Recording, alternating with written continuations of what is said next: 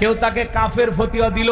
আল্লাহ তার হাবিবের সাথে কথা বলার ক্ষেত্রে কি রকম শব্দ চয়ন করতে হয় এই জ্ঞান যার নাই, ওই রকম নরধম জাহান্নামের কীট ওয়াজ করার যোগ্যতা রাখে না। কেউ বলে আমির হামজা গাঁজা খায়। এই সমস্ত বক্তারা কি স্টেজে ওঠার আগে গাঁজা খায় না তারি খায় নাকি মদ খায় আমার বুঝে আসে না। আচ্ছা বলেন তো আমির হামজা কি গাঁজা খায়? এই কথা যিনি বলেছেন বলেন তো উনি কি ঠিক বলেছেন?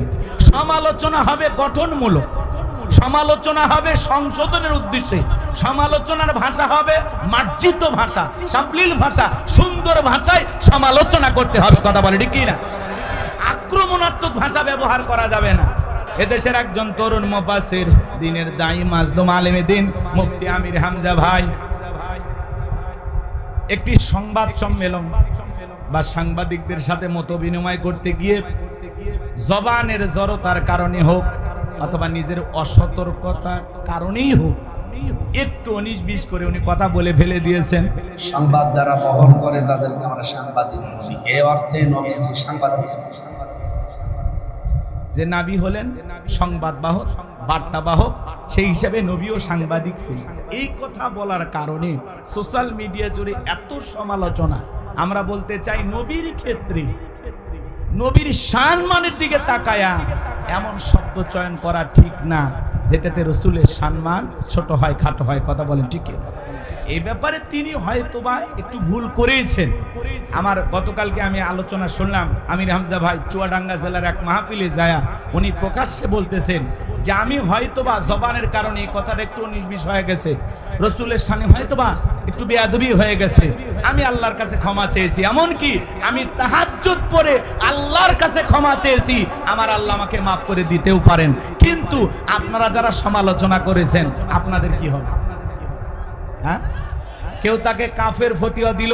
আল্লাহ তার হাবিবের সাথে কথা বলার ক্ষেত্রে কি রকম শব্দ চয়ন করতে হয় এই জ্ঞান যার নাই, ওই রকম নরধম জাহান্নামের কীট ওয়াজ করার যোগ্যতা রাখে না। কেউ বলে আমির হামজা গাঁজা খায়। এই সমস্ত বক্তারা কি স্টেজে ওঠার আগে গাঁজা খায় না তারি খায় নাকি মদ খায় আমার বুঝে আসে না। আচ্ছা বলেন তো আমির হামজা কি গাঁজা খায়? এই কথা যিনি বলেছেন বলেন তো উনি কি ঠিক বলেছেন? সমালোচনা হবে গঠনমূলক, সমালোচনা হবে সংশোধনের উদ্দেশ্যে, সমালোচনার ভাষা হবে মার্জিত ভাষা, সাবলীল ভাষা, সুন্দর ভাষায় সমালোচনা করতে হবে। কথা বলে ঠিক কি না? আক্রমণাত্মক ভাষা ব্যবহার করা যাবে না। মাজলুম আলেমে দ্বীন আমির হামজাকে আয়না ঘরে রাখা হয়েছিল। উনি বারবার বলেছেন আমাকে 11 ঘন্টা ঝুলিয়ে রাখছিল উল্টে দিক করে। তাহলে যেই মানুষের উপর এত টর্চার করা হয়েছে, নির্যাতন করা হয়েছে, সে মানসিকভাবে হয়তোবা পুরোটা সুস্থ না। এই জন্য মানুষটাকে যা ইচ্ছে তাই বলবেন। কথা কয় না কে? আল্লাহর পক্ষ থেকে যাদের উপরে ওহী নাজিল হয় আর সেই কথাগুলো মানুষের কাছে, উম্মতের কাছে প্রচার যিনি করেন তাকেই নবী বলা হয়। কথা বলেন ঠিক কিনা? এই অদৃশ্যের সংবাদ যিনি প্রচার করেন তিনি কি নবী? বলেন কি? আজকে এই কথা নিয়ে আমরা যা শুরু করেছি ভাই, এত কাদাছড়া করলে, কাদা ছড়াছড়ি করলে, একে অপরের এত সমালোচনা করলে মানুষ আমাদেরকে কি বলবে? এই জন্য আমরা ঘৃণা ছড়াবো না। কেউ যদি ভুল করে কাছে গিয়ে সংশোধন করার চেষ্টা করব। মুফতি আমির হামজা একজন মানুষ, তারও ভুল হতে পারে, কিন্তু এটাকে নিয়ে কাফের ফতোয়া দিবেন আমির হামজা গাঁজা খায় এগুলো বলে একজন আলেমের সম্মান ছোট করা যাবে না। কথা বলেন ঠিক কিনা?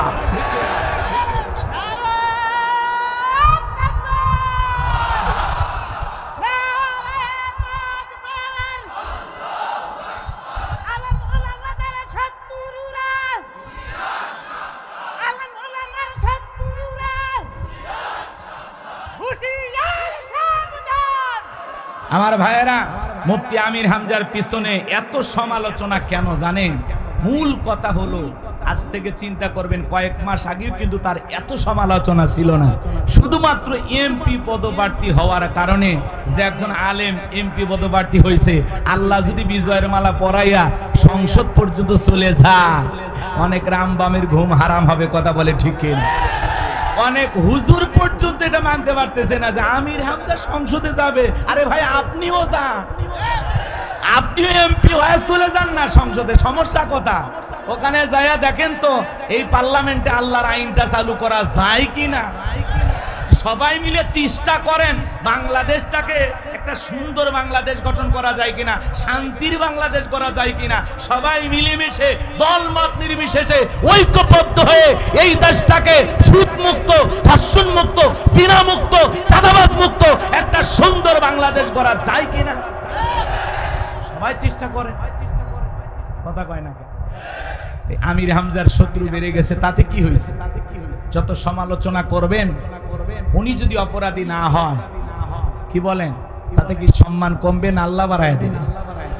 আমরা বলতে চাই আমির হামজা ভাইকে, ভাই আরো সতর্ক থেকে কথা বলবেন, কারণ আপনার প্রত্যেকটা কথা এখন রেকর্ড করা হচ্ছে, আর বাতিল শক্তিরা তাকায় আছে যে একটু নির্বিষ হয়ে গেলে ওইটা দিয়ে 14 গোষ্ঠী উদ্ধার করবে। কথা দেখে এই জন্য আমির হামজা ভাই সতর্ক থাকবেন। বিশেষ করে রসুলের ব্যাপারে কথা বলতে গেলে, আল্লাহর ব্যাপারে কথা বলতে গেলে, শব্দ চয়নের ক্ষেত্রে অবশ্যই প্রত্যেকটা বক্তা, দিনের দায়ী মুফাসসিরদের সতর্ক থাকতে হবে, যাতে রসুলের শানে চুল পরিমাণে বেয়াদবি না হয়। কথা বলে ঠিক না? আমরা এটা সতর্ক থাকবো ইনশাআল্লাহ। নবী আমাদের কলিজার টুকরা নবী, কথা বলে ঠিক না? নবীর সম্মান মর্যাদা কে দিয়েছেন? ওয়া ইন্নাকা লাআলা খুলুকিন আযীম। নবী হলেন পুত পবিত্র মহান চরিত্রের অধিকারী। আযীম আরবিতে এমন একটি শব্দ যার গভীরতা মাপা যায় না, বলেন আল্লাহু আকবার। যে নবী 63 বছরের জিন্দেগিতে একটি মিথ্যা কথা বলেননি, আল্লাহু আকবার বলেন। সেই নবীর সম্মান মর্যাদা আল্লাহ রাব্বুল আলামিন বৃদ্ধি করেছেন। আল্লাহর পরেই যার সম্মান, তার নাম মুহাম্মদ রাসূলুল্লাহ সাল্লাল্লাহু আলাইহি ওয়াসাল্লাম। নিঃসন্দেহে আমির হামজা ভাইও রাসূলকে কলিজা দিয়ে মহব্বত করেন। শব্দ চয়নের ক্ষেত্রে হয়তোবা তার ভুল হয়ে গেছে, উনি তাহাজ্জুদ পড়ে আল্লাহর কাছে মাফ চেয়েছেন, আল্লাহ তাকে মাফ করে দিতে পারেন। কিন্তু যারা সমালোচনা করতেছেন, কাফের ফতোয়া দিচ্ছেন, গাঁজাখোর বলতেছেন, স্যান্ডেল পেটা করতে চাইতেছেন, জুতার বাড়ি মারতে চাইতেছেন, তাদের অবস্থা কি হবে? এত বাড়াবাড়ি করা আমাদের ঠিক না। কথা বলে না কেন? আল্লাহ যেন আমাদের হেদায়েত দান করেন, আমরা যেন একে অপরের বিরুদ্ধে সমালোচনা থেকে বিরত থাকতে পারি। আল্লাহ তৌফিক দান করেন। জোরে বলেন আমিন। আমি করবো আওয়াজ, আপনারা দেবেন আওয়াজ, জবাব দিবেন ঠিক ঠিক। আলোচনা হবে কমপ্লিট, শ্রোতাদের স্পিরিটে বারে বক্তার হিট, আলোচনা হবে জায়গা মতো ফিট।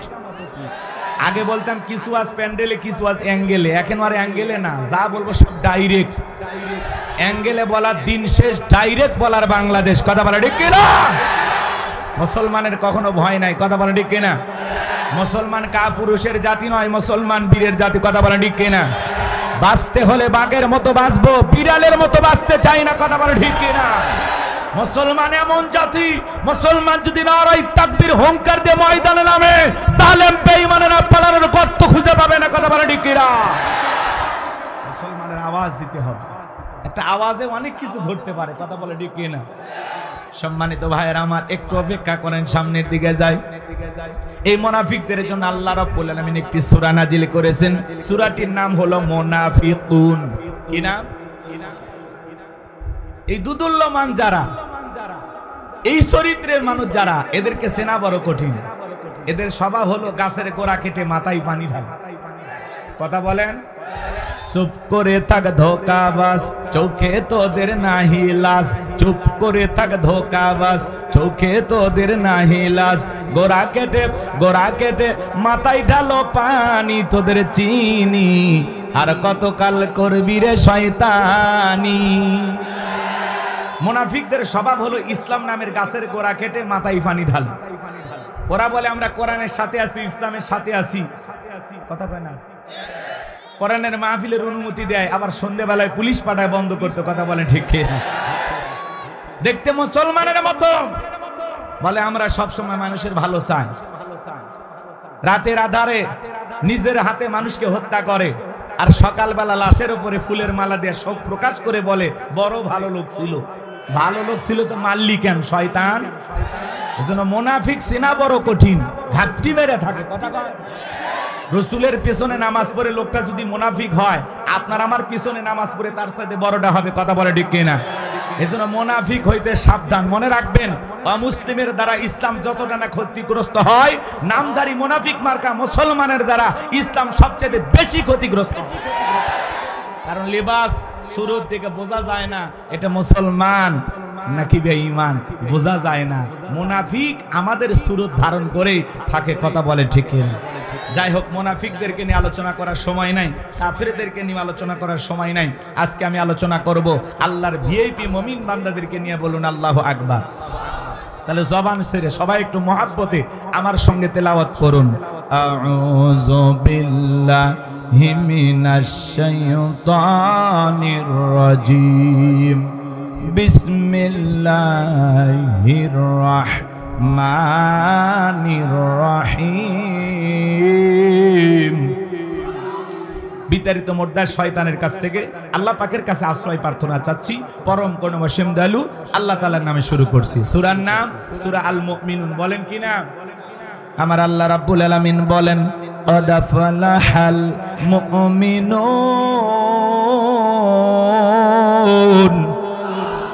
যে কোনো আয়াত বা সূরা তাফসীর করতে হলে কোন প্রেক্ষাপটে কোন সময় আল্লাহ তাআলা সেই সূরাটি বা আয়াতটি নাজিল করেছেন, সেই নাজিলের প্রেক্ষাপট জানা দরকার আছে না নাই? আরবিতে বলা হয় শানি নজুল। যদি শানি নজুল আলোচনা করা হয় তাহলে তাফসীর বুঝতে সহজ হয়। তাহলে সূরা আল মুমিনুন বিশ্বনবীর উপরে আল্লাহ তাআলা কোন প্রেক্ষাপটে কোন সময় নাজিল করেছেন, সেই নাজিলের প্রেক্ষাপট জানার দরকার আছে না নাই? আমি একটু তুলে ধরবো, কষ্ট হবে না তো ইনশাআল্লাহ? সংক্ষিপ্ত করে বলবো যেহেতু সময় কম, যতটুকু না বললেই নয়।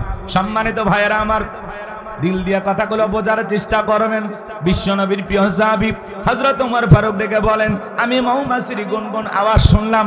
ডানে তাকায় মৌমাছি নাই, বামে তাকায় মৌমাছি নাই। বিশ্বনবীর চেহারা মোবারকের দিকে তাকায় দেখি নবীজি ফিসফিস করে কি যেন তেলাওয়াত করতেছেন।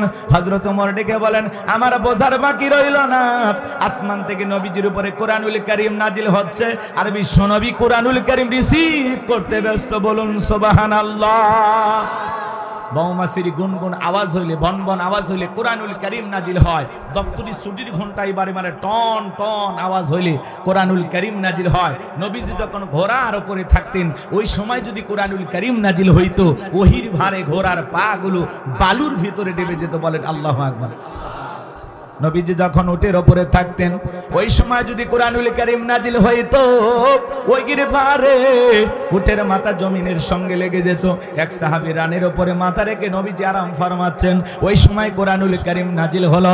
সাহাবী ডেকে বলেন, আমার কাছে মনে হয় আমার আনটা ফেটে যাবে, আমার কাছে মনে হয় আমার আনের উপরে পাহাড় চেপে ধরা হয়েছে। তাহলে বলেন তো বাজান, কোরআনুল কারীমের একটা আলাদা ওয়েট, আলাদা একটা ওজন আছে না নাই? জীবনের প্রথম ওহী রিসিভ করতে গিয়ে নবীজির শরীর মোবারকে জ্বর পর্যন্ত এসেছিল। 8টি পদ্ধতিতে নবীজির উপরে কোরআনুল কারীম নাজিল হইতো। দীর্ঘ 23 বছরে সেই কোরআনুল কারীম বিশ্বের উপরে, বিশ্ব নবীর উপরে নাজিল হয়েছে। বাজান গো, আমার দিল দিয়া কথাগুলো বোঝার চেষ্টা করবেন। সেই কোরআন প্রত্যেকটা মুসলমানের ঘরে ঘরে আছে। এমনও মুসলমান এই জায়গায় বসে আছে 40-50 বছর বয়স হয়ে গেছে, আল্লাহর কোরআনটা কোনোদিন খুলেও দেখে নাই। এরকম কপাল পোড়াও আছে না না? আল্লাহ কোরআনুল কারীম কেন পাঠিয়েছেন, কোরআনের ভিতরে আল্লাহ কি বলেছেন, মুসলমান হিসেবে আমাদের জানার দরকার আছে না নাই? পড়ার দরকার আছে না নাই? কোরআন পড়বেন তো ইনশাআল্লাহ। আল্লাহ যেন আমাদের সবাইকে কোরআন পড়নেওয়ালা মানুষ হিসাবে কবুল করে নেন। জোরে বলেন আমিন। লম্বা হবে, আমি লম্বা করব না। হযরত ওমর ফারুক ডেকে বলেন, নবীজির কোরআনুল কারীম রিসিভ করা শেষ হয়ে গেল। বিশ্ব নবী সাহাবায়ে কিরামদের দিকে মুখ ঘোরায় ডেকে বলেন, আমার সাহাবীরা, এই মাত্র আসমান থেকে জিবরাইল এসে আমার উপরে সূরা আল মুমিনুনের 10টি আয়াতে কারিমা নাজিল করে জানায় দিয়ে গেলেন, নবী গো, এই 10টি আয়াতের ভিতরে আল্লাহ রাব্বুল আলামিন তার আদরের মুমিন বান্দাদের জন্য 7টি কোয়ালিটি নিয়ে আলোচনা করেছেন, 7টি গুণাবলী নিয়ে আলোচনা করেছেন। কোন মুমিন যদি এই 7টি গুণে গুণান্বিত হতে পারে, 7টি গুণ দিয়ে তার জীবনটাকে সাজাইতে পারেন, আমার আল্লাহ রাব্বুল আলামিন বলেন, উলাইকা হুমুল ওয়ারিসুন আল্লাযীনা ইয়ারিসুনাল ফিরদাউস হুম ফিহা খালিদুন। আমার আল্লাহ রাব্বুল আলামিন বলেন, তারাই হবেন উত্তরাধিকারী জান্নাতুল ফিরদাউসের, সেখানে তারা চিরকাল বসবাস করবেন। আমার আল্লাহ কোনোদিন তাদেরকে জান্নাত থেকে বের করে দেবেন না। বলুন সুবহানাল্লাহ। ভাইয়েরা আমার, দিল দিয়ে কথাগুলো বোঝার চেষ্টা করবেন।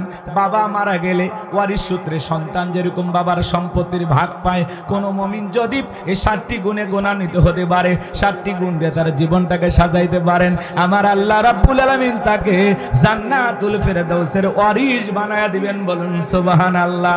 কারা কারা জান্নাতে যেতে চান দুই হাত তুলে আল্লাহকে দেখান। আল্লাহ আমাদের সবাইকে জান্নাতি মানুষ হিসেবে কবুল করুন। জোরে বলুন আমিন। আর একটু জোরে বলুন আমিন। আরো একবার বলুন আমিন। এবার 60টা আঙ্গুল দেখান। জান্নাতে যেতে হলে কয়টা গুণাবলী? 60টি। জোরে বলেন কয়টি? আরো জোরে। জোরে হলো না, উঠেই যাবে। হ্যাঁ, একটু মিছিল করার অভ্যাস করেন। 16 বছর মিছিল করতে পারেননি, সামনে 16 বছরের কাজা আদায় করা লাগবে। হ্যাঁ, এদিক খেয়াল করেন আমার ভাইয়েরা।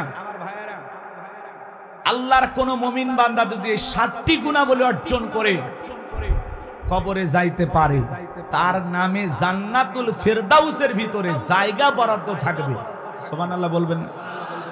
কোন মানুষ যদি ঢাকা উত্তরাতে একটু জমি কিনতে পারে, কথা বলেন, ঢাকা গুলশানে যদি একটা বাড়ি বানাইতে পারে, কি আনন্দ। হ্যাঁ, আজকে আমি গোলাম রব্বানী যে আলোচনা করব, 1500 বছর আগে বিশ্ব নবীর মাধ্যমে আল্লাহ রাব্বুল আলামিন যে মেসেজ সূরা আল মুমিনুনে জানিয়ে দিয়েছেন, যদি আপনারা এই 60টা গুণাবলী নিজের জীবনে ধারণ করতে পারেন, এই 60টি গুণ দিয়ে নিজের জীবনটাকে সাজাইতে পারেন, জান্নাতুল ফেরদাউসের ভিতরে আপনার নামে জায়গা বরাদ্দ হয়ে যাবে। বলুন সুবহানাল্লাহ। তাহলে একটু শোনার দরকার আছে না? হ্যাঁ, অনেকে বলে হুজুর এমন ওয়াজ করবেন যাতে জান্নাত আমরা ক্লিয়ার ভাবে পাই। আজকের আলোচনা ওইরকম, খালি 60টা গুণাবলী কথা বলে দিয়ে যাব। এই 60টা গুণাবলী আমল করলে একেবারে জান্নাত ক্লিয়ার। কথা কয় না? আপনি জান্নাতে যান, এটাই তো আমার চাওয়া। আর কোনো চাওয়া আছে? কথা বলেন না কেন ভাই? আমরা সবাই যদি একই জান্নাতে থাকি, কি বলেন, মারামারি হবে? কোনো ঝামেলা হবে? জান্নাতে কোনো মারামারি আছে? জায়গা জমিনে দ্বন্দ্ব আছে? ওখানে কোনো সাদাবাজ আছে? টেন্ডারবাজ আছে? ওখানে কোনো ধরনের বিশৃঙ্খলা আছে? যে যার মতো থাকবে, আরামাইশে থাকবে, কেউ কাউকে দেখে হিংসা করবে। ওখানে কোনো ঝামেলাই নাই, কোনো রাগারাগি নাই, কারো মেজাজ কখনো গরম হবে না। কিসের রাগারাগি? খালি শান্তি আর শান্তি, শান্তি আর শান্তি। সুবহানাল্লাহ বলেন। আল্লাহ আমাদের সবাইকে জান্নাতে যাওয়ার মতো নেক আমল করা তৌফিক দান করুন। চিল্লা বলেন আমিন। সম্মানিত ভাইরা আমার, নবী যে এইবার সাহাবায়ে কিরামদের সামনে তেলাওয়াত করে শুনিয়ে দিলেন, আমার আল্লাহ রাব্বুল আলামিন বলেন, ক্বাদ ফালাহাল মুমিনুন। আমার আল্লাহ রাব্বুল আলামিন বলেন, অবশ্যই মুমিনেরা সফল, অবশ্যই মুমিনেরা সফল। অলরেডি মুমিনেরা সফল। সফল হয়েছে তারা, ঈমান এনেছে যারা। আল্লাহু আকবার বলেন। ভালো করে বোঝার চেষ্টা করবেন। ক্বাদ আফলাহাল মুমিনুন, অবশ্যই মুমিনেরা সফল, অলরেডি মুমিনেরা সফল। সফল হয়েছে যারা, ঈমান আনবে যারা। সফল হতে পারবে তারা, ঈমান আনবে যারা। ঈমানদার ছাড়া সফল হওয়া যাবে না। সংক্ষিপ্ত কথা বলে দিয়ে যায়, অনেকে মনে করে টাকা থাকলে সফল, ক্ষমতা থাকলে সফল, সেলিব্রিটি, নায়ক, সুপারস্টার, এরা বুঝি সফল না। ভালো করে বোঝার চেষ্টা করবেন। বর্তমানে পৃথিবীর সবচাইতে ক্ষমতাধর ব্যক্তির নাম কি? Donald Trump. এ হলো বর্তমান পৃথিবীর সবচেয়ে বড় ক্ষমতাধর। আমেরিকার ইতিহাসে আজ পর্যন্ত কোন নারীকে ওরা প্রেসিডেন্ট বানায়নি। কথা কয় না? বানাইছে? আপনারা কি করেন? রাগ করেন? আর বানান মাঝে মাঝে এমন মানুষকে বানান যে আপনাদেরকে ফেলাইয়া পালিয়ে যায়। কথা বলেন। জামাই বাড়িতে গেছে, হ্যাঁ, রাগ করেন না। এগুলো বললে আবার অনেকে বলে হুজুর যা হচ্ছে হচ্ছে, এগুলো বলার দরকার না। না, মাঝে মাঝে নাড়া না দিলে আপনি ভুলে যাবেন। কারণ আমাদের ভুলে যাওয়ার বড় স্বভাব। আমরা সব জিনিস বেশি দিন মনে রাখতে পারি না। রাগ করেন? এজন্য মেয়ে মানুষের রাগ বেশি, জেদ বেশি, অভিমান বেশি। দেখেন না, স্বামীর সাথে ঝগড়া লাগে রাগ করে হাড়ি পাতিল ভেঙে ফেলে দেয়। স্বামী তুলে আছাড় মারে, রাগ করে সংসার থেকে বাপের বাড়ি চলে যায়, রাগ করে 20 কোটি জনগণ রেখে চলে গেছে। কথা বলে ঠিক না? আমার ঈশ্বর চাচাকে বলা হয় স্বৈরাচার শাসক। ঈশ্বর চাচা ক্ষমতার থেকে পদত্যাগ করে জেলে গেছে, দেশ ছাড়েনি, বাপের বেটা। দেশনেত্রী বেগম খালেদা জিয়া অসুস্থ হয়ে দেশে পড়েছিলেন, জেল কেটেছেন, দেশ ছেড়ে পালিয়ে যাননি, বাপের বেটি। আর আপনি বড় বড় কথা বলতেন পালাবো না, হারাবো না, কই পালিয়েই তো গেলেন, নিজের কথা ঠিক রাখলেন না। আবার মাঝে মাঝে বলে আমি দেশের কাছে আছি, শর্ট করে ঢুকবো। ঢুকবেন তো বের হলেন কেন? হ্যাঁ, আর আমরাও বলতে চাই মেয়ে মানুষ কতদিন বাইরে থাকবে? এই দেশ ওনার বাবার, এই দেশ ওনার স্বামী, আসুক না ভাই, আসলে আপত্তি আছে? আমরা বলতেছে যাওয়ার আগে বলে যাননি, আসার আগে বলার দরকার নাই, যে দিক দিয়ে মন চায় আপনি এই দেশে আসেন। কথা বলে ঠিক না? বুবু আইবা তুমি আইবা গো, সেই দিন আইসা বুবু ক্ষমতা পাইবা না। ও বুবু আইবা তুমি আইবা গো, সেই দিন আইসা বুবু ক্ষমতা পাইবা না। খোঁজ নাই বুবু কাদের কাকার, অবস্থা খারাপ দরবেশ বাবার, হাও নাঙ্কেল এখন সামনেও আসে না। নেতা কর্মী সব জেলের ভিতর, আমি আসি ডরের ওপর, কখন জানি আসে গ্রেফতারি পরোয়ানা। বুবু আইবা তুমি আইবা গো, সেই দিন আইসা বুবু চিয়ার পাইবা না। ক্ষমতার চেয়ার থেকে না আমার সহজ, কিন্তু ওই চেয়ারে ওটা কঠিন। কথা বলেন ঠিক কিনা? আগামীতে সিদ্ধান্ত নেব, যেই দলেরই হোক আমরা পুরুষ প্রধানমন্ত্রী চাই। যেই দলেরই হোক একটা পুরুষ নেতা কারা চান, হাত তুলে দেখান। লিল্লাহে তাকবীর। নারীদের দেখার দিন শেষ, আগামীতে পুরুষের বাংলাদেশ। আল্লাহ কবুল করেন। আমার ভাইয়েরা মন খারাপ করবেন না, আমি গুনাহগার যে কথা বলতে চাচ্ছিলাম বাজান, দিল দিয়ে কথাগুলো বোঝার চেষ্টা করবেন। বর্তমানে পৃথিবীর সবচাইতে ক্ষমতাধর ব্যক্তির নাম হলো ডোনাল্ড ট্রাম্প। আপনাদের এলাকায় একটা বাজার আছে, এই বাজারের নাম কি? নসের বাজার। মনে করেন এখানে আল্লাহর একজন বান্দা সবজি বিক্রি করে, তরি তরকারি বিক্রি করে, লোকটা ইমানদার।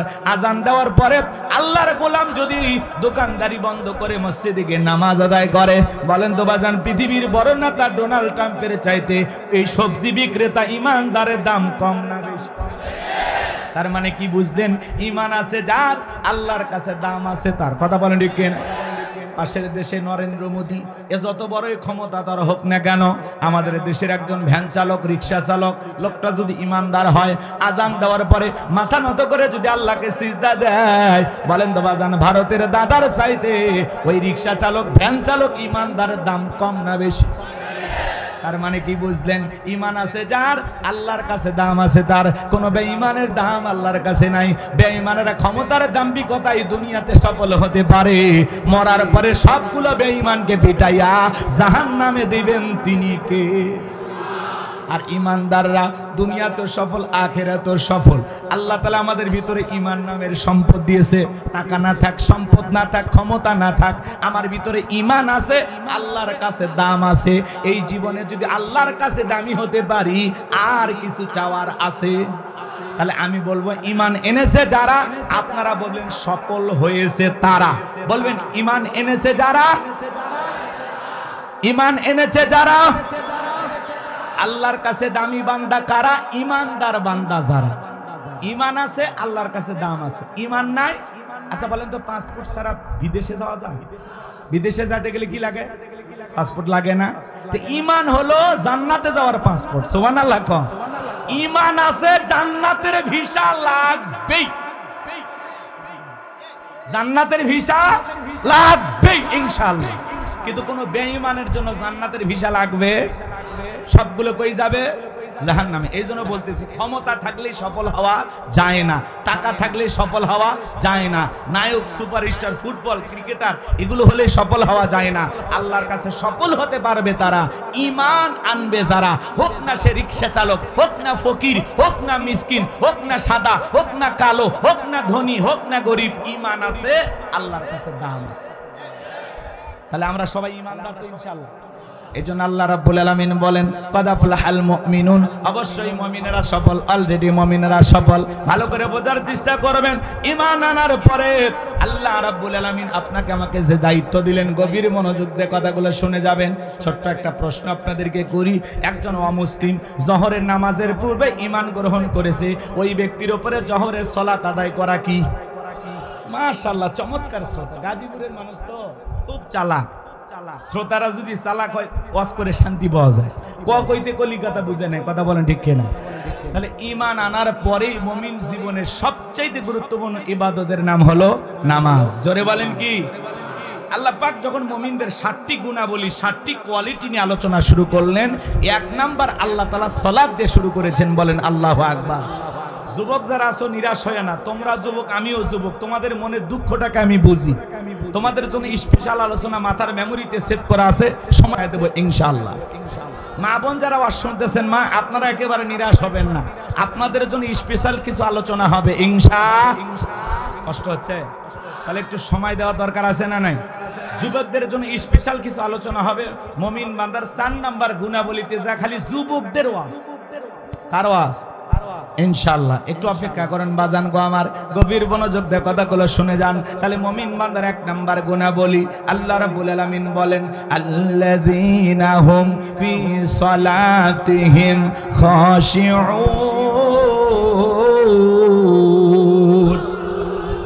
মুমিন বান্দার 1 নাম্বার গুণাবলী, যারা নিজেদের সালাত বিনয়ের সহিত নম্রতার সহিত আল্লাহর ভয় নিয়ে আদায় করে। সালাত আদায় করতে হবে কার ভয়ে? ইয়া আইয়ুহাল্লাযীনা আমানুত্তাকুল্লাহ, হে ঈমানদারগণ আমি আল্লাহকে ভয় করো। হাক্কা তুকাতিহি, ভয় করার মতো ভয় করো। আপনি আমি যখন সালাত আদায় করার জন্য মসজিদে দাঁড়িয়ে যাব, মসজিদের ভিতরে যখন নামাজে দাঁড়িয়ে যাব, অন্তরের ভিতরে সুচিন্তা দুশ্চিন্তা, বিবির কথা, সংসারের কথা, ব্যবসা বাণিজ্যের কথা, দুনিয়াবি কোনো চিন্তা ভাবনা মনের মধ্যে রাখা যাবে না। সব চিন্তা ভাবনা টেনশন মসজিদের বাইরে রেখে আল্লাহর ভয় নিয়ে নামাজে দাঁড়াইতে হবে। আপনি এমন ভাবে নামাজে দাঁড়িয়ে যাবেন, মনে মনে ভয় করবেন আমি নামাজ আদায় করতেছি, আমার আল্লাহ আমাকে দেখতেছেন। মনে মনে নামাজ আদায় করবেন আর এই স্মরণ করবেন আমি নামাজ আদায় করতেছি, আমার আল্লাহ আমার সামনে দাঁড়িয়ে আছেন। এইরকম ভয় নিয়ে আপনাকে আমাকে সালাত আদায় করতে হবে। আমার ভাইয়েরা, বিশ্বনবী কিভাবে সালাত আদায় করতেন? আম্মা জান আয়েশা ডেকে বলেন, নবীজি যখন নামাজের মধ্যে দাঁড়িয়ে যেতেন, আমি মাঝে মাঝে তাকায় দেখতাম নবীজির পা মোবারক ফুলে উঠেছে। আম্মা জান আয়েশা ডেকে বলেন, নবীজি এত লম্বা সময় রুকুতে থাকতেন, এত লম্বা সময় সিজদা থাকতেন, মাঝে মাঝে মনে হয় নবীজি আর কোনোদিন সিজদা থেকে মাথা উঠাবেন না। আম্মা জান আয়েশা ডেকে বলেন, একদিন রাতের বেলায় দেখি নবীজি সিজদা দিয়ে এত কান্না করেছেন, কাঁদতে কাঁদতে সিজদার জায়গাটা পর্যন্ত ভিজে গেছে। নবী যখন সিজদা থেকে মাথা উঠাইলেন, আম্মা জান আয়েশা জিজ্ঞাসা করে, নবী গো কেন কান্না করলেন, কি হয়েছে আপনার?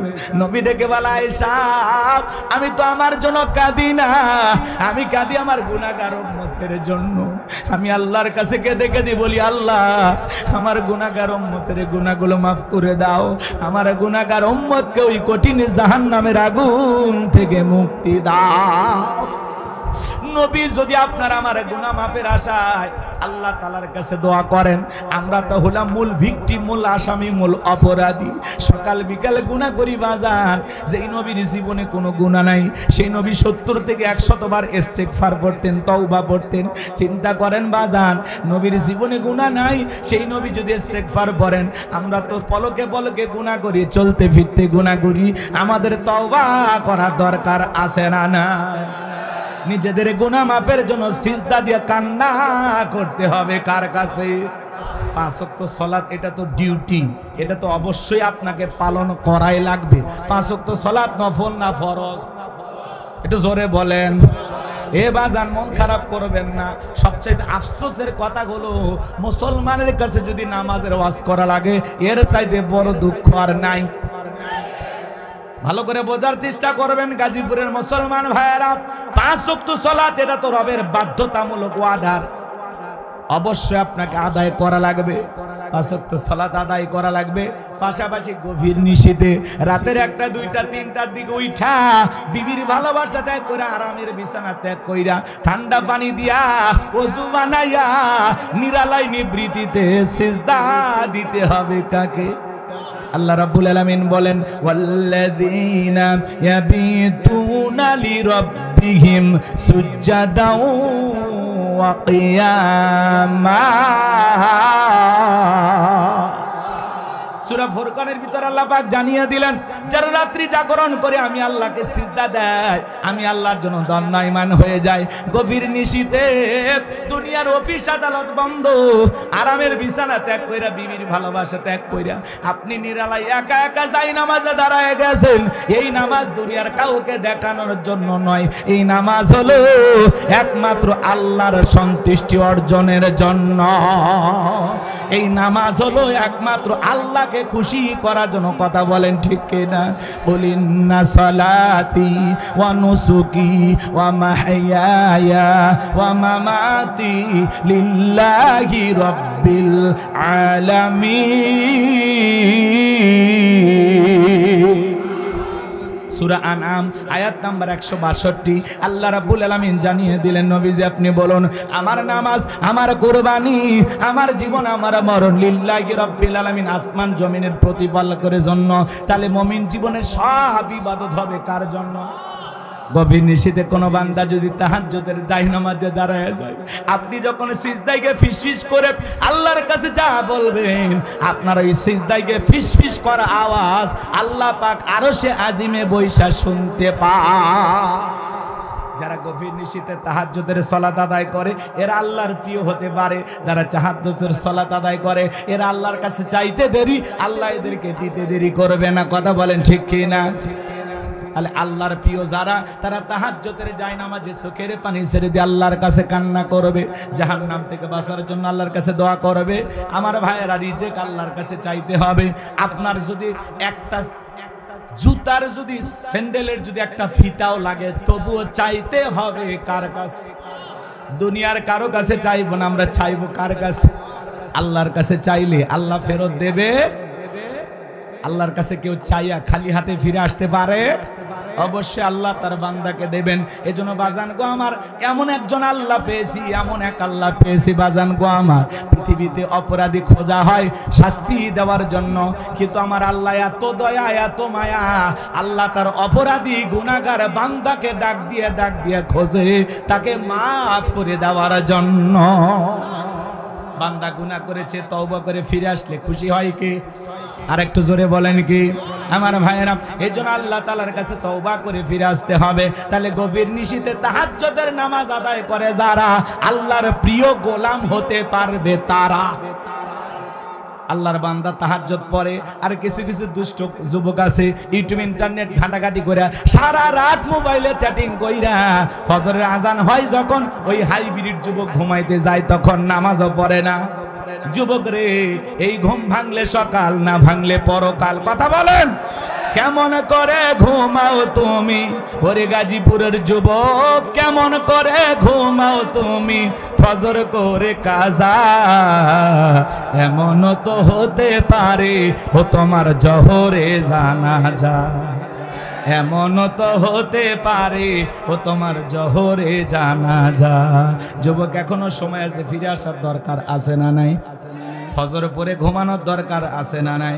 ফজর পরে তাড়াহুড়া করে ঘুমাবেন না, কিছু সময় একটু হাঁটা চলাচল করবেন, এরপরে 1-1.5-2 ঘন্টা দেরি করে ঘুমাবেন।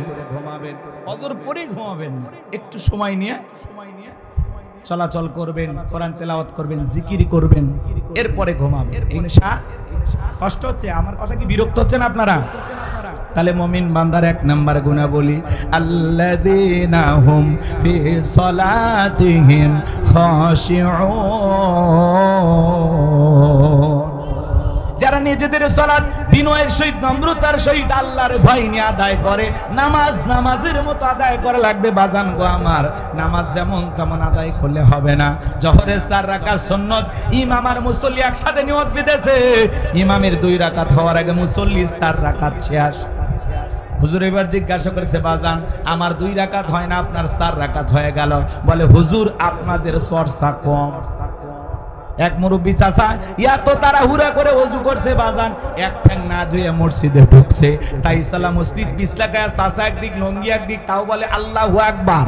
মানুষ বলে, চাচা আগে লুঙ্গি ঠিক করেন, কয় না আগে জামাত ধরি। এরকম লোক আছে না নাই? নামাজের ব্যাপারে তাড়াহুড়ো করে, 2 রাকাত নামাজ 2 মিনিটে শেষ। 4G 5G গতির নামাজি আছে না নাই? বিশেষ করে যখন রমাদান আসে, এই রমজান মাসে যখন তারাবির নামাজ পড়ে 20 রাকাত 16 মিনিটেই শেষ। এরা খালি মাস্ক এদিক খেয়াল করেন, তারাবি পড়ার সময় খালি আলহামদু এটা বোঝা যায়, আর শেষে দোয়াল্লিন বোঝা যায়। মাঝখানে কি যে ভূমিকম্প হয়েছে, নেপালের ভূমিকম্প ফেল। এরকম হুজুর আছে না নাই? এটা নামাজ না তামাশা? এরকম নামাজ আদায় করলে আল্লাহর দরবারে কবুল হওয়া দূরের কথা, মসজিদের ছাদের উপর উঠবে না। নামাজ না তামাশা করলে হবে না। নামাজ পড়া লাগবে কিভাবে? ধীরস্থির ভাবে। কিভাবে নামাজ আদায় করবেন? আপনি জহরে নামাজ আদায় করতেছেন, ভালো করে বোঝার চেষ্টা করবেন। একজন ফাঁসির আসামিকে যদি বলা হয় রাত 10টা বাজে 12টায় তোমার ফাঁসি, লোকটা যদি ইমানদার হয় কি বলেন? নাচানাচি করবে? অবশ্যই সে ওযু বানায় নামাজের মধ্যে দাঁড়ায় যাবে। মনে রাখবেন, ফাঁসির আসামি যেমন জীবনের শেষ মনে করে নামাজ আদায় করে, ওই দিনের নামাজটা বড় সুন্দর হয়। প্রত্যেকটা ওয়াক্তে নামাজ আদায় করবেন, আর মনে মনে করবেন এই জহরের নামাজ আমার জীবনের শেষ নামাজ, আমি আসর পর্যন্ত নাও বেঁচে থাকতে পারি।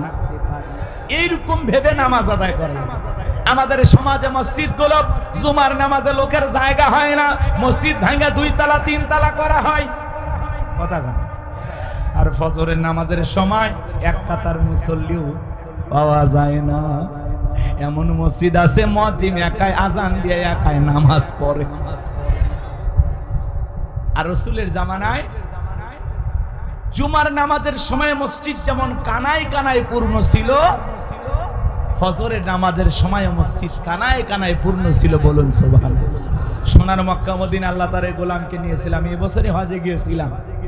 ফজরের নামাজের সময়ও মসজিদ যেরকম দেখি, জোহর আসর মাগরিবের সাথে যেরকম দেখি, জুমার দিনে একই রকম দেখি। লক্ষ লক্ষ মুসল্লি নামাজ আদায় করতেছে, বলেন আল্লাহু আকবার। আর এই দেশে খালি জুমার নামাজের মুসল্লি পাওয়া যায় 2 রাকাত, সপ্তাহে মাত্র 2 রাকাত। কোন হুজুর কইছে গো খালি 2 রাকাত পড়ে জান্নাতে যাবেন? হ্যাঁ, আপনি জুমার 2 রাকাত নামাজ আদায় করলেন, মনে করলেন আজকে জুমার নামাজ আদায় করা কি ফরজ, তাহলে আসর কথা কয় না, মাগরিব, এশা, ফজর, এগুলোর গুরুত্ব নাই কেন? বলে এগুলোর গুরুত্ব নাই কেন আপনার কাছে? আপনি কি মুসলমান দাবি করেন? ভালো হয়ে যান, এখনো সময় আছে, ভালো হয়ে যান। নিজের বিবেককে প্রশ্ন করেন, আমি যেভাবে আল্লাহর গোলামি করতেছি আসলে কি এই গোলামির দ্বারা জান্নাতে যেতে পারবো? আমি যেভাবে গোলামি করতেছি আমার আল্লাহ কি আমার গোলামি দেখে খুশি? একটু নিজেকে নিজেই প্রশ্ন করবেন, ভালো করে বোঝার চেষ্টা করবেন বাজান। এমন ভাবে নামাজ আদায় করবেন প্রত্যেকটা ওয়াক্তে, মনে রাখবেন নামাজের মতো যদি নামাজ আদায় করতে পারেন, আপনার জীবনের সালাতগুলো যদি আল্লাহর দরবারে কবুল হয়, তাহলে রুকুর মতো রুকু করা লাগবে একটু সময় নিয়ে, সিজদা করা লাগবে একটু সময় নিয়ে। শুধু তাড়াহুড়ো করে নামাজ আদায় করলে হবে না। নবীজির সাহাবীরা কিভাবে নামাজ আদায় করতেন? মরুভূমিতে সাহাবায়ে কেরাম নামাজে দাঁড়িয়ে গেছেন, ওই মরুভূমির পাখিগুলো খেজুর গাছ মনে করে সাহাবায়ে কেরামদের মাথার উপরে কাঁধের উপরে বসে থাকতো। নবীর সাহাবীরা নামাজে এত মনোযোগ, কাঁধে পাখি পড়ে থাকে, তারপরেও তারা টের পাইতো না। কাফেররা দেখে বলতে এগুলো মানুষ না মূর্তি, পাখি পড়ে আছে, তারপরে নড়ে না চড়ে না। বলেন আল্লাহু আকবার। আর আপনার আমার গায়ে পাখি পড়া তো দূরের কথা, একটা মশা পড়লে এই হাত এই জায়গায় নিয়ে যায়, আগে মশা মারে তারপরে সূরা ধরে। কথা বলেন ঠিক কি না? পায়ে যদি মশা পড়ে এক ঠ্যাং আর এক ঠ্যাঙের উপর দিয়ে বলে খাবু খা। নামাজ পড়তে পড়তে 5টা মশা খতম। কি বলেন? এরকম আছে না নাই? আমার ভাইয়েরা, এরকম নামাজ আমাদের। আর নবীর সাহাবীরা কিভাবে নামাজ আদায় করতেন, নামাজে কতটা মনোযোগ ছিল সাহাবায়ে কেরামদের। আমি নামাজ নিয়ে যদি 2 ঘন্টা ওয়াজ করি শেষ হবে না বাজান। এত সময় আপনাদের হাতেও নাই, আমার হাতেও নাই। শুধু অনুরোধের ভাষায় একটি কথা আপনাদেরকে বলে যাই, বলেন তো বাজান, নিয়মিত আমাদের নামাজ আদায় করা দরকার আছে না নাই? জিহাদের ময়দানে নবীজি রাতের বেলায় 2 জন সাহাবীকে পাহারাদার নিযুক্ত করলেন। এইবার 2 জন সাহাবী দাঁড়িয়ে পাহারা দিতেছেন। এক সাহাবী আর এক সাহাবীকে ডেকে বলতেছেন, ভাই খামাকা 2 জন রাত জায়গা লাভ কি? আপনি বিশ্রাম করেন, আমি পাহারা দেই, আবার আমি বিশ্রাম করব, আপনি পাহারা দেবেন। ডিউটিটা তারা ভাগ করে নিলেন। এইবার এক সাহাবী বিশ্রামে চলে গেলেন, আর একজন সাহাবী চিন্তা করলেন খামাকা দাঁড়িয়ে থেকে অপচয় সময় নষ্ট করে লাভটা কি, সময়টা একটু নামাজের ভিতরে কাটায় দেই। এই কথা ভেবে নবীর প্রিয় সাহাবী নামাজের মধ্যে দাঁড়িয়ে গেলেন। কাফেররা চিন্তা করলো দূর থেকে এটা মানুষ না গাছ বোঝা যায় না, একটা তীর নিক্ষেপ করেছেন, ওই তীরটা এসে নবীর সাহাবীর ডান হাতের ভিতরে ঢুকে গেছে। আর একটা তীর নিক্ষেপ করেছেন বাম হাতের ভিতরে ঢুকে গেছে। নবীর সাহাবী নামাজ শেষ করলেন, ওই সাহাবীকে দেখতে বলেন ভাই তাড়াতাড়ি ঘুম থেকে জাগ্রত হন, কি হয়েছে?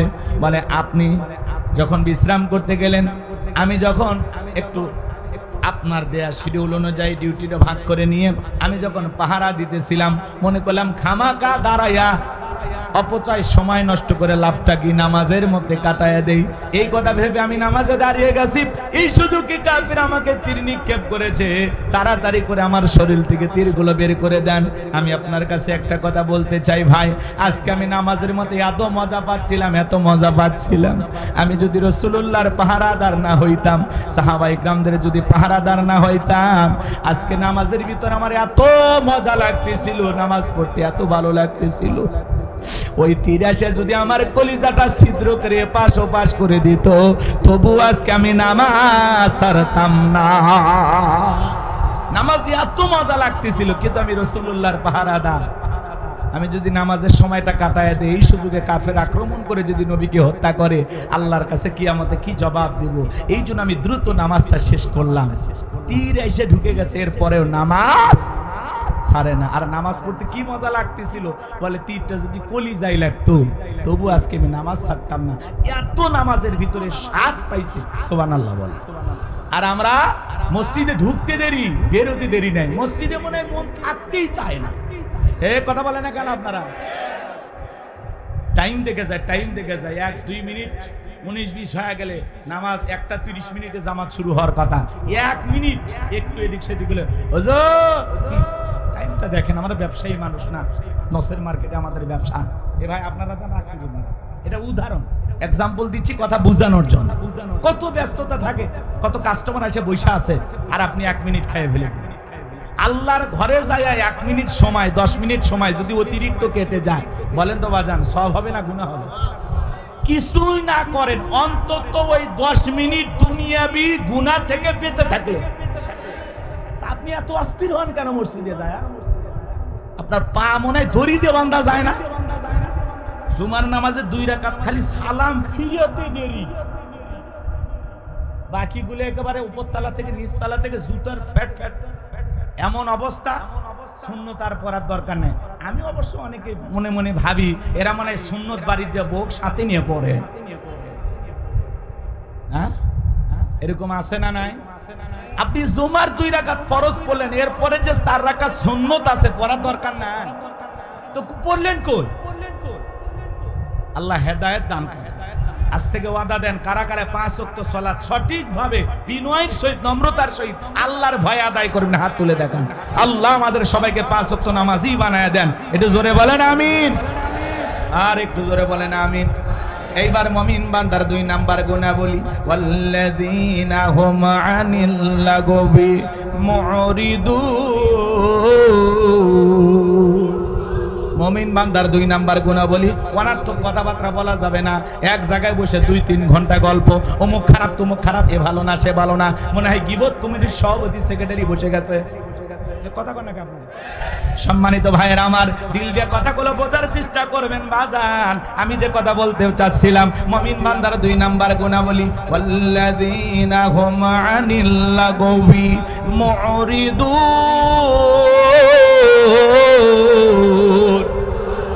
মুমিন বান্দার 2 নাম্বার গুনাহবলী, অনার্থক কথাবার্তা বলা যাবে না, আজে বাজে কথা বলা যাবে না।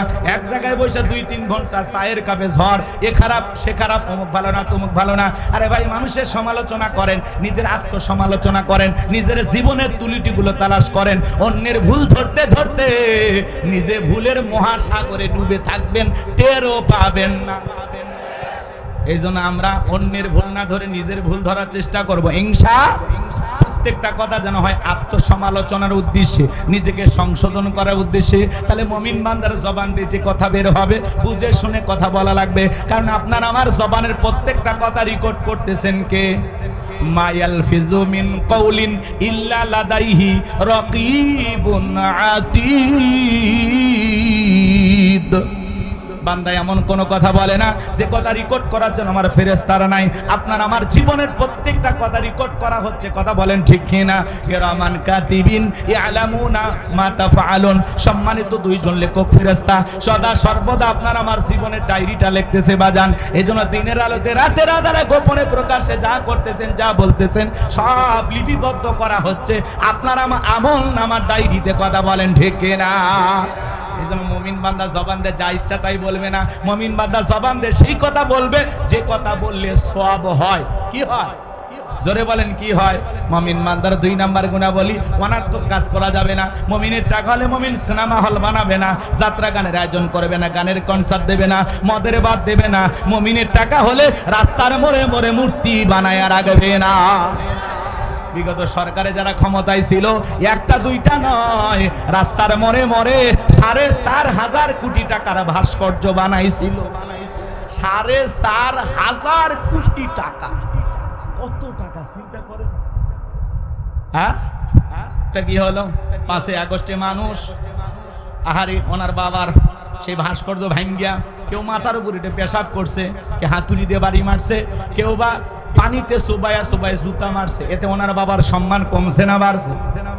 আর যদি ওই টাকা দিয়ে উনি মসজিদ বানাইতো, মাদ্রাসা বানাইতো, এদেশের গরিব দুঃখী মানুষের জন্য খরচ করত, ওই টাকা দিয়ে যদি ভালো কিছু করতো, ওনার বাবা কবরে শুয়ে থেকে সব পেত।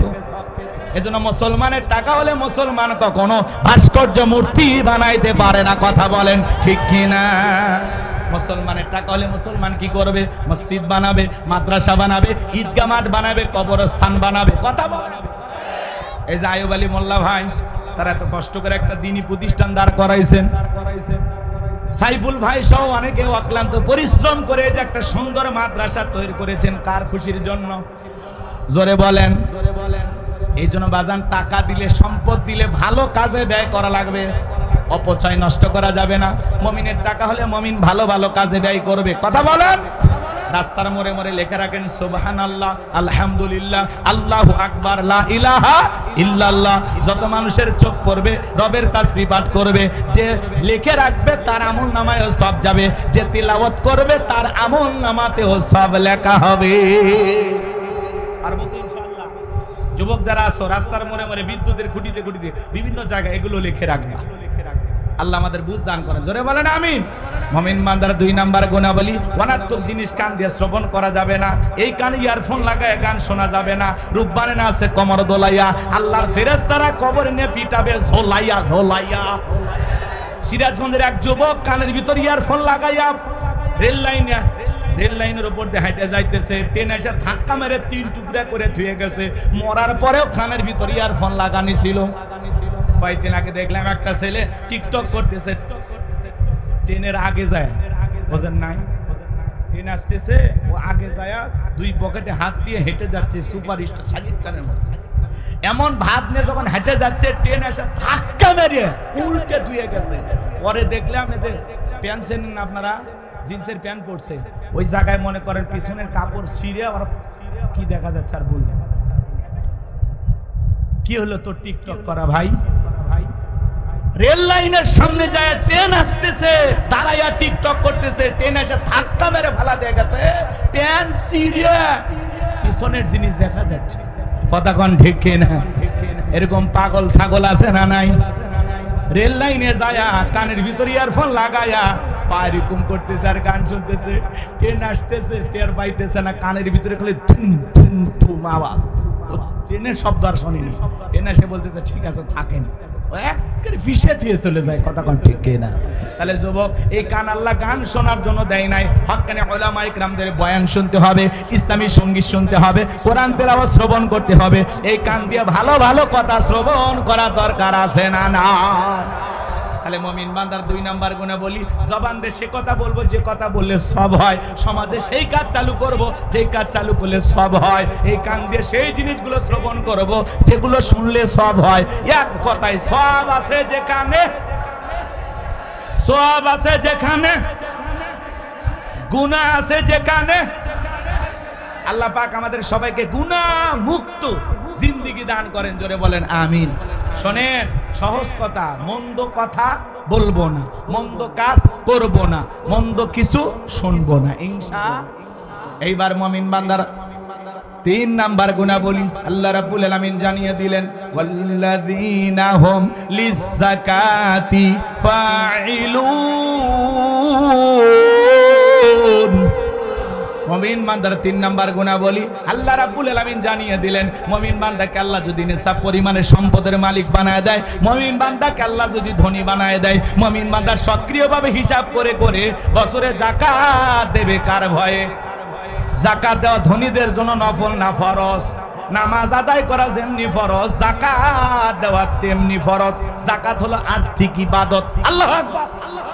তাহলে মুমিন বান্দার 3 নাম্বার গুণাবলী, ওয়াল্লাযীনা হুম লিয-যাকাতি ফাঈলুন। মুমিন বান্দার 3 নাম্বার গুণাবলী, আল্লাহ যদি মুমিন বান্দাকে সম্পদ দান করে, নিসাব পরিমাণের সম্পদের মালিক বানায় দেয়, মুমিন বান্দা সক্রিয়ভাবে বছরে কয় লাখ টাকার কয় হাজার টাকা যাকাত আসবে, কয় কোটি টাকার কয় লাখ টাকা যাকাত আসবে, মুমিন বান্দা সক্রিয়ভাবে হিসাব করে করে বছরে যাকাত দেবে কয় দিন? জোরে বলে। সম্পদের উপরে যাকাত ফরজ দিতে হবে কয় দিন? বছরে একদিন যাকাত দেবেন, বছরে একদিন। আরে ভাই, যারা যাকাত দিচ্ছেন তারা শুকরিয়া আদায় করবেন, আল্লাহর কাছে বলবেন, আল্লাহ আমার মতো হতভাগাকে যে আপনি যাকাত দাতা হিসেবে কবুল করেছেন, আলহামদুলিল্লাহ। হে রব, তোমার শুকরিয়া যে যাকাত দাতাদের মধ্যে আমিও একজন। দেন না যাকাত? রাগ করেন নাকি আপনারা? ভালো করে বোঝার চেষ্টা করবেন বাজান গো আমার। যাকাত দাতাদের তালিকায় আল্লাহ আপনাকে কবুল করেছে। আল্লাহ হাত এই জায়গায় রাখে নাই, আপনাকে মোহাব্বত করে হাত রাখছে কোন জায়গায়? জোরে বলেন। ভালো করে বোঝার চেষ্টা করবেন। যাকাত দিলে ধনীর সম্পদ কমে না বাড়ে। ভালো করে বোঝার চেষ্টা করবেন বাজান। এই বাংলাদেশের 54 বছর কেটে গেল, প্রত্যেকবার প্রধানমন্ত্রী হয়েছে মুসলমান, এরপরে দেশে কেউ শান্তির একটা বাংলাদেশ কায়েম করতে পারলো না। প্রত্যেকটা নেতা নির্বাচনের আগে বলে দারিদ্র মুক্ত বাংলাদেশ গড়ব, কিন্তু কোনো মানুষ আজ পর্যন্ত দারিদ্র মুক্ত বাংলাদেশ গড়তে পারলো না। মনে রাখবেন, বাংলাদেশকে যদি দারিদ্র মুক্ত বাংলাদেশ গড়তে চান, যত বড় নেতা আসেন, আমাদের একটা কথা আপনারা আমল করবেন। আল্লাহ তাআলা যে বিধান দিয়েছেন, যাকাত ভিত্তিক অর্থনীতি দিয়েছেন, এই যাকাত ভিত্তিক অর্থনীতি চালু না হওয়া পর্যন্ত বাংলাদেশকে দারিদ্র মুক্ত করা সম্ভব হবে না। যাকাত ভিত্তিক অর্থনীতি চালু করা লাগবে। আমাদের দেশে যাকাত ভিত্তিক অর্থনীতি নাকি সুদ ভিত্তিক অর্থনীতি? সুদ ভিত্তিক অর্থনীতি হালাল না হারাম? এই হারাম অর্থনীতি দিয়ে কোশ্চিন কালে বাংলাদেশকে দারিদ্র মুক্ত করা সম্ভব হবে? বাংলাদেশকে দারিদ্র মুক্ত করতে হলে যাকাত ভিত্তিক অর্থনীতি চালু করা লাগবে। শোনেন শোনেন, এদিক শোনেন। আমার দেশের ধনীরা যাকাত দেয় কিভাবে জানেন? ইনি ধনী মানুষ, যাকাতের সে 1 কোটি টাকা, কোনো মতে 5-10 লাখ টাকা যাকাত দিয়ে নিজের 90 লাখ টাকা যাকাত নিজে মেরে খায়। উনি ধনী মানুষ, যাকাতের সে 10 লাখ টাকা, কোনো মতে 2-1 লাখ টাকার যাকাত দিয়ে নিজের 6 লাখ টাকা যাকাত নিজেই মেরে খায়। এদেশের ধনীরা যাকাত মানেই পাইছে শাড়িয়ার লঙ্গি। অমুক নেতা সেরাগালি বদনা অমুক স্কুল মাঠে যাকাতের শাড়ি লঙ্গি বিতরণ করবে, আপনারা আসবেন। বাপরে বাপ, শাড়ি লঙ্গি 5000, মানুষ এসছে 50,000। ঠেলা ঠেলি আর গুদাগুদি করিয়া পায়ের তলে পরে 8 জন মারা গেছে। প্রত্যেকটা চ্যানেলে নিউজ হচ্ছে অমুক শিল্পপতি যাকাত দিতে গিয়া 8 জন মানুষ মারা গেছে। মনে রাখবেন, যাকাত দিতে গিয়ে এইভাবে পায়ের তলে পড়ে যদি মানুষ মারা যায়, কিয়ামতের ময়দানে যাকাত দেওয়ার সব তো দূরের কথা, মানুষ হত্যাকারীর গুনাহ নিয়ে আপনাকে জাহান্নামে যেতে হবে। এটা যাকাত দেওয়ার পদ্ধতি না, এটা যাকাত দেওয়ার সিস্টেম না। আর যাকাত মানে শাড়ি লুঙ্গি না। এমন লুঙ্গি দেয় 200 টাকা দাম, লেটন লুঙ্গি, পরে থাকলে ওর জান্নাত জাহান্নাম সব দেখা যায়। এমন শাড়ি দেয় 300 টাকা দাম, ধুয়ে দিলে শাড়ি না মশারি খুঁজে পাওয়া যায় না। এই বড় লোক, এই শাড়ি তোমার বউরে পরাবা। হ্যাঁ, জাকাতের শাড়ি লুঙ্গি দিয়ে লাভ নাই, আর দিলেও মান সম্পন্ন রুচি সম্পন্ন কাপড় দিতে হবে, উল্টা পাল্টা পোশাক দিলে হবে না। কথা হযরত ওমর ফারুক ডেকে বলেন, তোমরা জাকাতের অর্থ এমন ভাবে দাও যাতে ওই ব্যক্তি জাকাতের জন্য আর কারো দুয়ারে হাত না পাতে। আল্লাহু আকবার বলেন। এই ছেলেটা বেকারে বসে আছে, জাকাতের 1.5 লাখ টাকা করে দেন, 500 টাকা দিয়ে লাভ নেই। অনেকে 500 টাকা 1000 টাকা করে বিলে আর বলে জাকাত দিছি, দিয়ে একেবারে ফাটিয়ে ফেলে দিছে। 500 টাকা দিয়ে মানুষের ভাগ্যের কোনো পরিবর্তন হবে? এই ছেলেটাকে জাকাতের 1.5 লাখ টাকা দেন, দিয়ে এই নসের মার্কেটে একটা ছোটখাটো দোকান ধরায় দেন। আল্লাহ চাইলে 5-7 বছর ব্যবসা বাণিজ্য করে ভবিষ্যতে এই ছেলে নিজেও জাকাত দিতে পারে। এই ছেলেটা বেকার বসে আছে, ওরে জাকাতের 1.5 লাখ টাকা দিয়ে একটা অটো ভ্যান রিক্সা কিনে দেয়, ওর একটা কর্মস্থানের ব্যবস্থা হলো, দৈনিক 500-700 টাকা ইনকাম করবে। ওই ছেলেটা আর বেকার থাকলো। একটা বিধবা অসহায় নারী আসছে, শাড়ি দিয়ে কি লাভ, সিলাই মেশিন কিনে দেন, 2টা ছাগলের বাচ্চা কিনে দেন, 2টা গাভী গরু কিনে দেন, এগুলো লালন পালন করে ভাগ্যের চাকা ঘোরাবে। কথা বলে ঠিক কিনা? জাকাতের অর্থ দিয়া যাতে মানুষের কর্মস্থানের ব্যবস্থা হয়, সেই টাকা সেইভাবে ব্যয় করা লাগবে। কথা বলে ঠিক কিনা? কিন্তু এই দিক খেয়াল করেন, সুদ ভিত্তিক অর্থনীতি দিয়ে সমাজে শান্তি আসবে না। শান্তি আনতে হলে জাকাত ভিত্তিক অর্থনীতি চালু করা লাগবে, রাষ্ট্রীয়ভাবে জাকাত আদায় করা লাগবে। আজকে বাংলাদেশে এত মন্ত্রণালয় আছে, একটা জাকাত মন্ত্রণালয় চালু করতে হবে। আর এই জাকাত মন্ত্রণালয়ের দায়িত্ব এই দেশের বিজ্ঞ ইসলামিক স্কলার, দিনের দায়ী আলেমদের কাঁধে দেওয়া লাগবে। ওই গুমসোর, বিকাশের টাকা চোর, লুটপাটকারী ওদেরকে দিলে হবে না, ওরা দেশের টাকা বিদেশে পাচার করবে। দেওয়া লাগবে কাদের কাছে? আলেমদের কাছে। আলেমেরা কি করবে? সমস্ত ধনীদের তালিকা করবে। শোনেন, উনি ধনী মানুষ, জাকাত দেবে না মানে? আপনি বলেন তো আপনার ব্যাংকে কত টাকা, বালিশের নিচে কত, খাটের নিচে কত, গোপন সিন্ধিকে কত, বইয়ের অ্যাকাউন্টে কত। আপনার জাকাত আসছে 2,75,72,500 টাকা। ধনী জাকাত দেবে না, জাকাত আদায় করা হবে। ভাই এরকম হাত এরকম এরকম করি, আপনি রাগ করেন? ভাইবেন না যে আপনারই করছে, সবাই করছে, সবাই রাগ করতেছেন নাকি আপনারা? হ্যাঁ, এবার আবার এই পাশে আমাদের প্রধান অতিথি বসে আছেন সাজ্জাদুর রহমান ভাই, আপনি আবার রাগ করেন না যে হুজুর আমারই মনে দেখাইতেছে, এরকম না। আপনারা কেউ নিজের মনে করবেন না, এটা আমার আলোচনার একটা স্টাইল বলতে পারেন। রাগ করতেছেন নাকি আপনারা? একটু নাড়াচাড়া এদিক ওদিক না বলে তো বুঝবেন না। আমি যদি চোখ বলেন ভাই রে রে কি ওয়াজ শুনবেন, অতএব একটু নাড়াচাড়া করলে আমারও ঘুম আসবে না। প্রত্যেক রাত জাগা বোঝেন না, মাঝে মাঝে ঘুম চলে আসে, কষ্ট হচ্ছে আপনাদের। তাকবীর দেন, লিল্লাহি তাকবীর। আলেমেরা সমস্ত ধনীদের তালিকা করে যাকাত আদায় করবে। এরপরে যাকাত কালেকশন করার পরে তারা একটা নির্দিষ্ট আবার তালিকা করবে, যাকাতের 8টা খাত অনুযায়ী কারা কারা যাকাত পাওয়ার উপযুক্ত, সেই তালিকা করে সঠিক পদ্ধতিতে যাকাত বন্টন করা লাগবে। এই দেশে জরিপ করে আমরা দেখেছি, যদি 10 বছর, এখন জরিপ করা হয়েছে মাত্র 7 বছর হলেও এইভাবে যাকাত কালেকশন করে আর সঠিক পদ্ধতিতে যেই ব্যক্তি যাকাত পাওয়ার উপযুক্ত তাদের কাছে যদি যাকাতের অর্থ পৌঁছে দিতে পারি, 7 থেকে 10 বছরের মধ্যে বাংলাদেশে যাকাত খাওয়ার মতো একজন গরিব খুঁজে পাওয়া যাবে না। বলেন আল্লাহু আকবার। এজন্য ধনী যাকাত দিতে চায় না, যাকাত আদায় করা লাগবে। একটা ছোট্ট ঘটনা 2 মিনিটে বলি। আল্লাহর নবী মুসা আলাইহিস সালামের নাম আপনারা শুনেছেন, বলবো? মুসা আলাইহিস সালাম কারণের কাছে যা বলে, কারণ করে যাকাত দেওয়া লাগবে।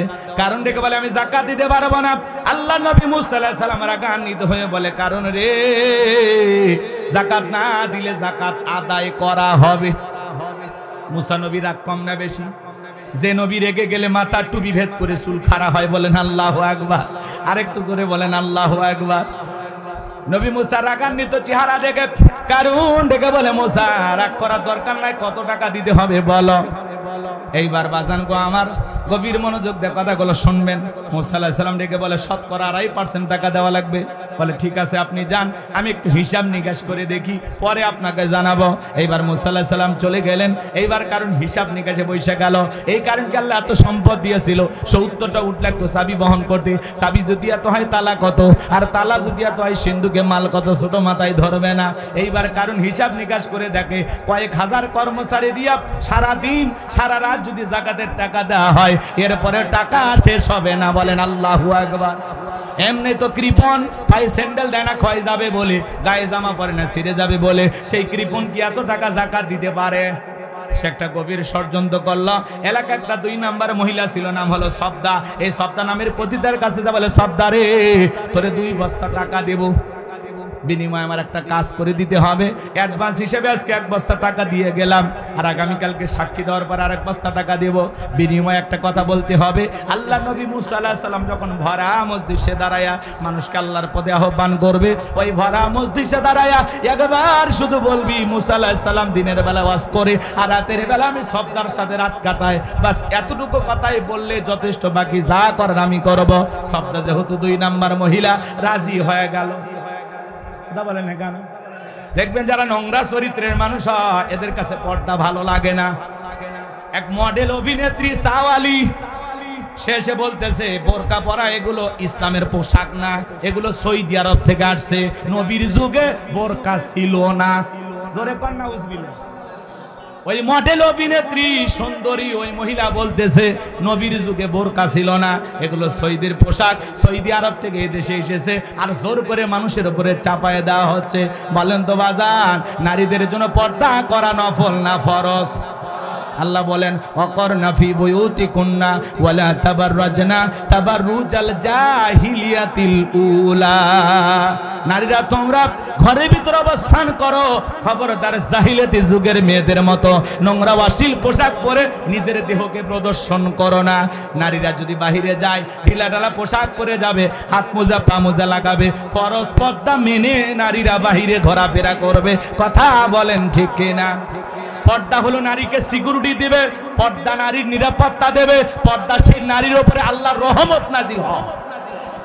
পর্দা হলো প্রত্যেকটা নারীর সৌন্দর্য বৃদ্ধি করে। কথা কয় না কেন? হেজাব পর্দা হলো প্রত্যেকটা নারীর অহংকার। কথা বলে ঠিক কিনা? ও মা ও বোন, পর্দাতে থাকলেই তুমি শান্তিতে থাকবা। কোন নারী যদি হাত মোজা পা মোজা লাগাইয়া ঢিলা ঢালা বোরকা পইরা রাস্তাতে হেঁটে যায়, শ্রদ্ধার সম্মানে মানুষ মাথা নত করে থাকে। কথা বলেন? আর কেউ যদি বেপরদায় উল্টা পাল্টা পোশাক পরে বিউটি পার্লারের সাজ দিয়া, ঠোঁটটা লিপস্টিক দিয়ে লাল, চোখে দেয় মাস্কারা, যুবকের কাম সারা, লাম খালি মিম খালি, নুনের ওপরে 1 নোক্তা, পেট খালি পিঠ খালি, ভাবির কপালে ডিজিটাল ফোঁটা, এই রং ভঙ্গের সাজ দিয়ে কোনো নারী যদি যায়, রাস্তার যুবকেরা কয় মাল গেল রে। কথা কয় না কেন? তাহলে চিন্তা করেন মা, যারা বেপরদায় চলাফেরা করে, রাস্তার দুষ্ট যুবকেরা আপনাকে মাল বলে সম্বোধন করে।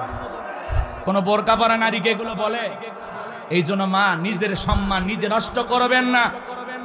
খুব বেশি মডার্ন সাজতে গিয়ে নিজে অর্ধলঙ্গ পোশাক পরবেন না, নিজের সৌন্দর্য নিজে ঠিক রাখবেন মা। কথা বলেন ঠিক কিনা? জান্নাতি নারীদের নেত্রী নাম কি? হযরতে ফাতেমা। আল্লাহ রাসূলের বাড়িতে একদিন গেলেন, দরজায় ডাক দেন, আব্বা দরজা খুলে দেন। বিশ্বনবী দরজা খুলে দিলেন। ফাতেমা তাকায় দেখে নবীজি কান্না করতে করতে চোখ বেবে, দাড়ি ভিজে, জুব্বা পর্যন্ত ভিজে গেছে। ফাতেমা ডেকে বলেন, বাবা একা একা ঘরের দরজা বন্ধ করে কেন কান্না করেন? আমার মা খাদিজার কথা ভেবে কি কান্না করেন? চাচা আবু তালিবের কথা ভেবে কি কান্না করেন? নবী আমার ডেকে বলে, মা ফাতেমা, তোর মা খাদিজার কথা ভেবে কান্না করি না, চাচা আবু তালিবের কথা ভেবে কান্না করি না মা। আমাকে যখন জিবরাইল মেরাজ করার জন্য নিয়ে গেল মা, জান্নাত ভ্রমণ করে দেখালো, জান্নাতটা দেখে দিলটা খুশি হয়ে গেল। আল্লাহর কাছে দোয়া করলাম, আল্লাহ আমার গুনাহগার উম্মতের জন্য বেশি বেশি জান্নাতি হয়।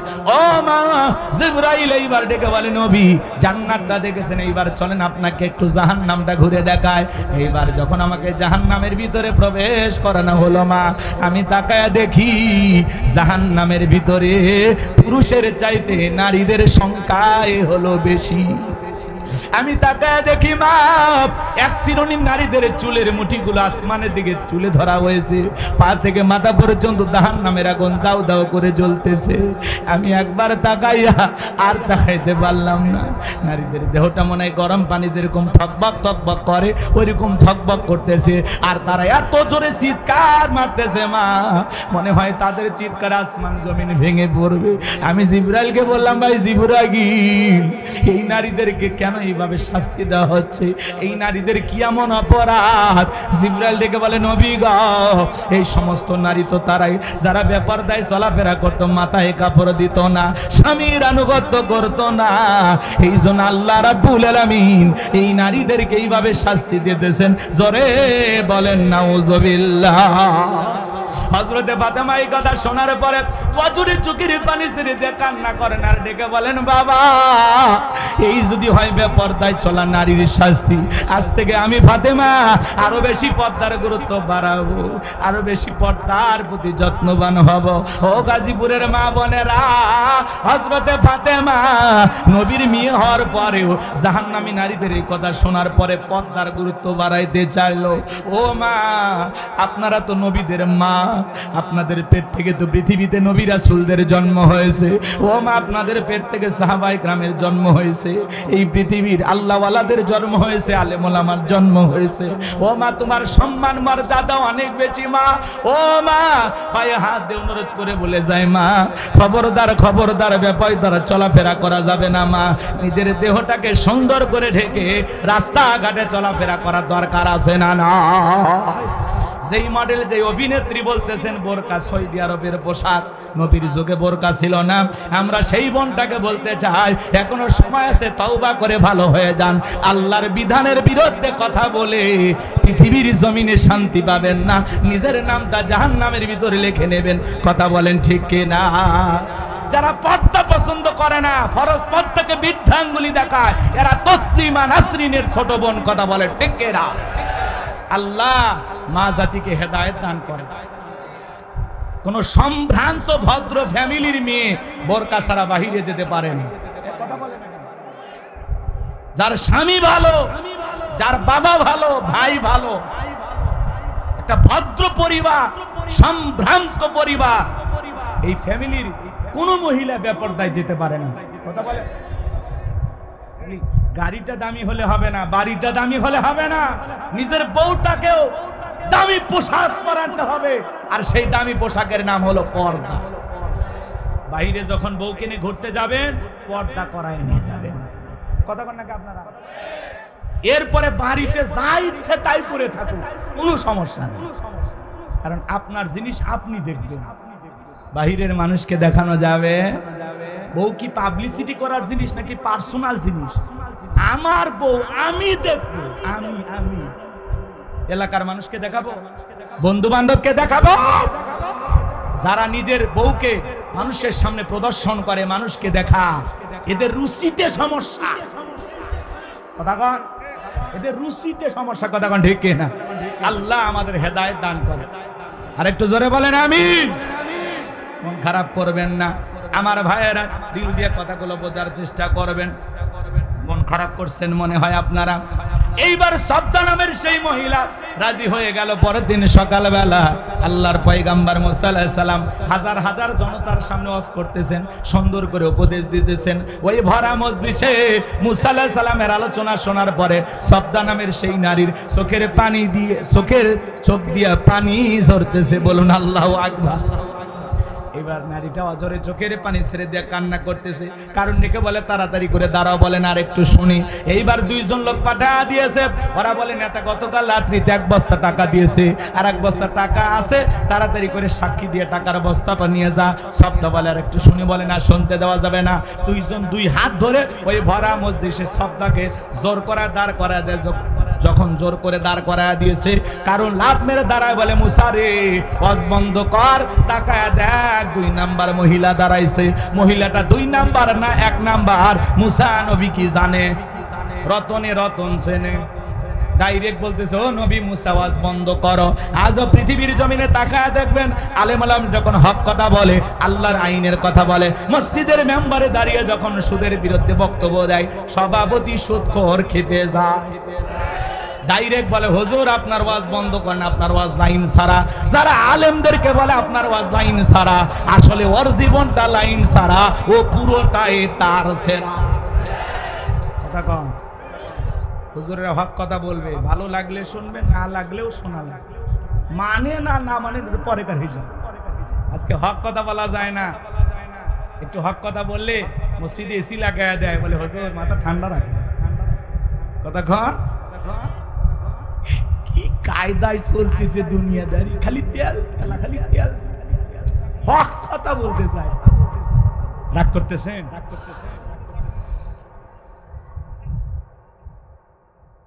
অনেক রাত হবে, কষ্ট আপনাদেরকে দেব না বাজার। মনে রাখবেন, আলেমদের কথা বলতে যারা বাধা দেবে, এই পৃথিবীর জমিনে বিশ্ব নবীকে কোরআন তেলাওয়াতে বাধা দিয়েছিলেন কারা? নবীর দাওয়াতে বাধা দিয়েছিলেন কারা? কাফেররা। কথা বলেন। তারা স্লোগান দিয়েছিল, ওয়াকালাল্লাযীনা কাফারু লা তাসমাউ লিহাযাল কুরআনি ওয়ালগাউ ফীহি লাআল্লাকুম তাগলিবুন। কাফেররা বলল, কোরআন শ্রবণ করো না। যেখানে মুহাম্মদ কোরআনের আলোচনা করে, কোরআন তেলাওয়াত করে, ওই জায়গায় হট্টগোল সৃষ্টি করো, তালি বাজাও, শীষ দাও, লাফালাফি করো, ঢোল পিটাপিটি করো, যে অবস্থায় পারো মুহাম্মাদের কোরআন তেলাওয়াত বন্ধ করো। বলেন তো বাজান, ওরা কি বন্ধ করতে পেরেছিল? ওরা মনে করে কোরআন বন্ধ করলে বিজয় লাভ করতে পারবো, ওরা তো বন্ধ করতে পারে নাই। আজও বাংলার জমিনে দেখবেন এমনও মানুষ আছে, যাত্রা হলে কোনো সমস্যা নাই, গান বাজনা সমস্যা নাই, বাণিজ্য মেলার নামে রাত 12টার পরে নর্তকীর গায়ে একটা সুতার কাপড় থাকে না, ওখানে 144 জারি করা হয় না। এই দেশে যারা তাফসিরুল কোরআন মাহফিলে, ওয়াজ মাহফিলে 144 জারি করে আলেমদের কথা বলতে বাধা দেয়, আমার বিশ্বাস ওদের জন্ম মুসলমানের ঘরে হতে পারে না। মুসলমান কোরআনের পক্ষে থাকবে, কোরআনের বিরোধিতা করতে পারে না। লম্বা হবে বাজার, লম্বা করব না। এইবার সবদা দাঁড়িয়ে গেছে, কারণ ডেকে বলে, সবদা তোমার যা বলার তুমি বলো, আমি তোমার সাথে আছি। সবদা বলতেছে, কারণ বৈশা পারো, আমি যেহেতু দাঁড়িয়েছি বলার জন্য আমাকেই বলতে দাও। এইবার সবদা বলতেছে, জনগণ শোনো দিয়া মন, আমি জীবনে কোনোদিন মুসা নবীকে দেখি নাই, আজকে মুসা নবীকে দেখার পরে আমার পাষাণ হৃদয় গইলা গেছে। আমি সিদ্ধান্ত নিয়েছি আর খারাপ কাজ করব না, অশ্লীল কাজ করব না, আমি তওবা করে ঈমান গ্রহণ করব।